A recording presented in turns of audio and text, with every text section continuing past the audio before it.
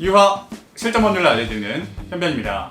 네, 오늘 주제는요, 바로 해킹범들에 대한 추격자가 된 하정우 씨입니다. 네, 아주 흥미로운 사건인데요. 오늘 하정우 씨에 대한 디스패치 기사가 나왔어요. 제가 하정우 씨를 개인적으로 굉장히 좋아하는데 사랑합니다. 디스패치 기사라고 하니까 왠지 모르게 안 좋은 기사일 것 같아서 가슴이 덜컥해서 기사를 보게 됐죠. 그런데 다행히도 굉장히 좀 유쾌한 기사가 되었던 것 같아요. 하정우 씨가 정말 잘 대처를 했던 것 같습니다. 일단 내용을 보면요, 하정우 씨가 해킹범들에게 공갈 협박을 당해요. 다짜고짜 15억을 내놓으라고 하죠. 그에 대한 하정우 씨의 반응은 4885 아니야? 이거였죠. 바로 하정우 씨가 추격을 개시합니다. 올해 유행어가 될 것 같은데 오돌오돌오돌뼈, 굉장히 인상 깊었습니다.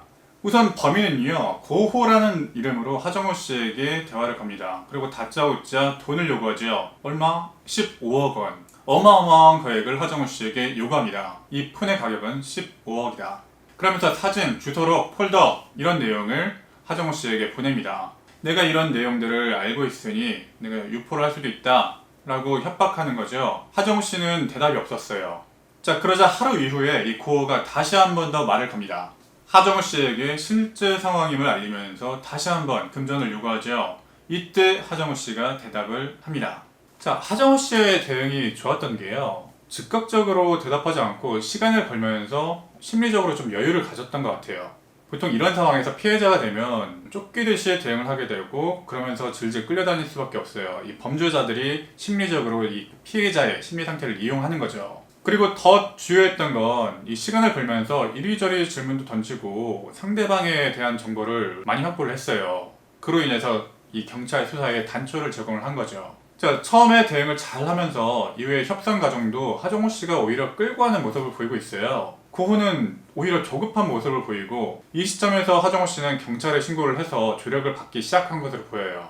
핸드폰도 포렌식에 맡기고 이 해킹 시점이 언제인지를 특정하기 위해서 노력을 했어요. 그러면서 눈치를 챘던 게 이게 핸드폰 해킹이 아니라 이 클라우드를 해킹했던 것이구나. 클라우드에 올라와 있던 자료들을 좀 분석을 하고 그 해킹 시점을 분석하기 시작했던 것 같아요. 범인이 말한 내용을 통해서 범인이 알고 있는 이 해킹된 자료가 뭔지를 역으로 추적을 해서 해킹 시점하고 이 범인에 대한 내용들을 확보를 했던 것 같아요.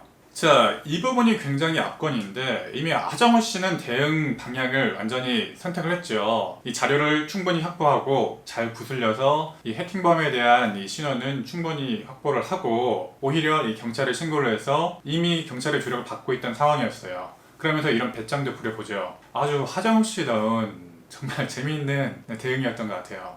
거의 하정우 씨 목소리가 들리는 것 같죠?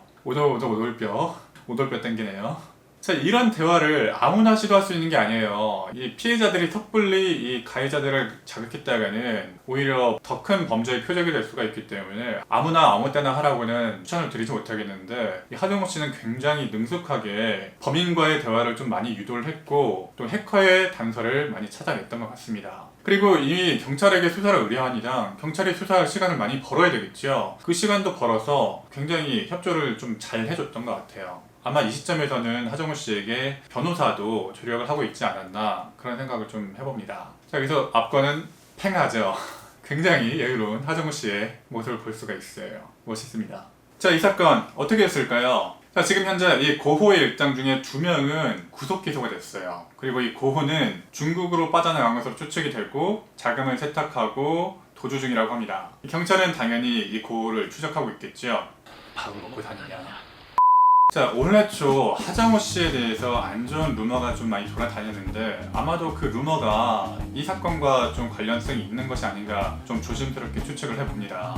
자, 우리가 제3자의 입장에서 이 사건을 보면 이 해커 일당이 이렇게 우스워 보이겠지만 여러분들이 막상 당하게 되면 이렇게 대응하는 것이 쉽지 않을 거예요. 일단 심리적으로 굉장히 위축될 수밖에 없어요. 실제로 이 해킹 조직이 유명인사 8명 협박하고 5명에게 6억 1천만 원을 갈취했다고 합니다. 공갈 협박이 되겠죠. 현행법상 이런 범죄는 공갈죄에 해당하고 정보통신망법이나 개인정보법 위반이 될 수가 있을 것 같아요.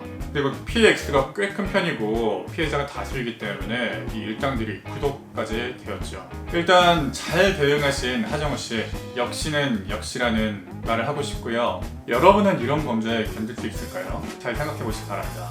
여러분이 이런 범죄 수법을 미리 알고 계시고 대응하신다면 충분히 대응하실 수 있겠지만 쉽지 않을 겁니다. 자, 그러니까 오늘도 이 채널 구독하시고 저와 함께 사기와 법에 대해서 공부하시기 바랍니다. 네, 오늘도 실전 법률을 알려드리는 현면이었습니다. 감사합니다.